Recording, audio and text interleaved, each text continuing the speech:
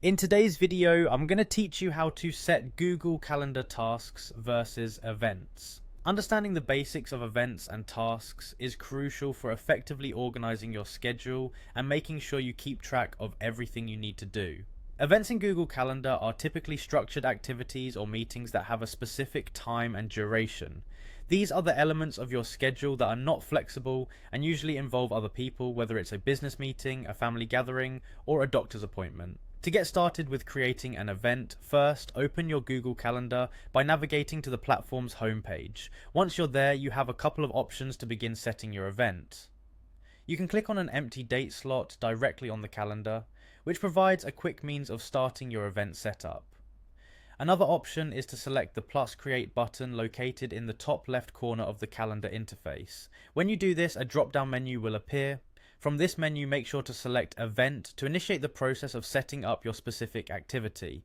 Now it's time to input the necessary details. Here you can fill in the title of your event, specify the time and date, and if needed include a location. You also have space to add a description, which is handy for additional context or links related to your event.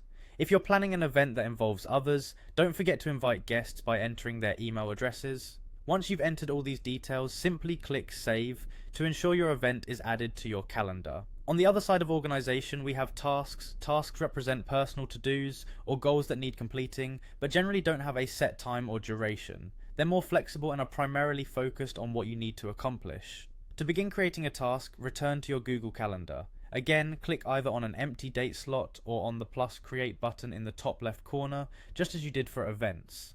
This time, choose Task from the drop-down menu.